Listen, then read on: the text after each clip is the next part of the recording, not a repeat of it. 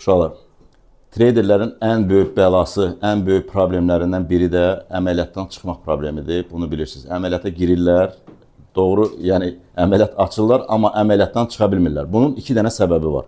Birinci səbəbi, texniki analizi bilmir, bilmədiyinə görə həvəskar traderdir. Sadəcə olaraq əməliyyatı yaxalayıb, qiymətin uçub gedəcəyini düşünür, hardan çıxacağını bilmir. Və sonda təbii ki, zərər eləyir, stop eləyir. İkinci səbəbi də nəfsdir.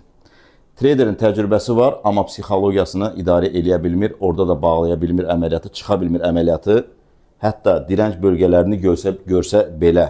Yəni, burada da ən çox hansı vəziyyətlərdə olur, zərər edəndən sonra çətin olur əməliyyatdan çıxmaq. Məsələn, bu əməliyyatı yaxalayıb trader. İndi gəlin əvvəlcə təcrübəsi traderdən danışım. Təcrübə trader bunların heç birini görmür. Sadəcə olaraq nə edir? Baxır ki, qiymət aşağıdadır, alım vaxtıdır, alır. Qiymət başlayır qalxmağa. Qiymət başlayır qalxmağa, burada nəyi görür? İlk növbədə gördüyü şey nə olur? Məbləğ, pul. Onun pulu burada artdıqca artıq bağlamağı düşünmür ki, bu gedəcək. Qiymət də gəlir direnç bölgəsində biraz yuxarı aşağı edir, gəlir onu stop edir. Bəs təcrübəli trader niyə görə bağlamır əməliyyatı? Bilir direnç bölgəsi var, buralarda bağlamaq lazımdır. Ələxsus da, tutalım belə deyək, 1000 dolları balansında 1000 dolları olan trader əgər zərər eləyibsə, bu tutalım 300-400 dolları itirib, 600 dolar pulu var. Gəldi burada analiz elədi, gəldi məsəl üçün dəstəyə yardı, gəldi direnci də yardı, retest elədi və buradan qalxır, buradan longu açır. İndi qiymət qalxır. Qiymət bu bölgəyə çatanda baxır, görür ki 400 dolar itirib, burada bunun qazancı 70 dolardır, 60 dolardır.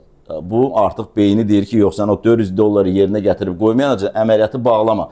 Bilir ha, burada bağlamaq lazımdır. Mütləq, yəni əməliyyatı tam bağlamaqdan söhbət getmir ha. Burada profit götürmək lazımdır. 30%, 40%, 70%, yəni fərqi yoxdur. Burada profit götürmək lazımdır, burada profit götürmək lazımdır.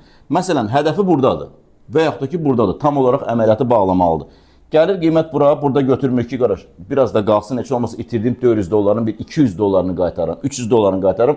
Ən yaxşısı da 400 doları qaytarım, bu əməliyyatı bağlayayım. Beyin deyir ki, qardaş, onu tamamlamadan əməliyyatı bağlama. İmkan vermir.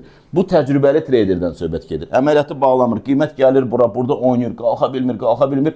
Trader de ümid edir ki, yox, yarar, yenə qalxıb davam eləyər. Bir görür, amma qiymət gəlir aşağı düşdükcə, yenə də bağlamır ki, xırda bir profitlə bağlayayım. Ümid edir ki, buradan dönər, çünki buralar var. Qiymət də gəlir onu ya buralara çatanda giriş bölgəsində ya stop edir, özü burada xırda profit götürür, ya da xırda stopla onu bağlayır. Burada əsas məsələ, hər nə olursa olsun.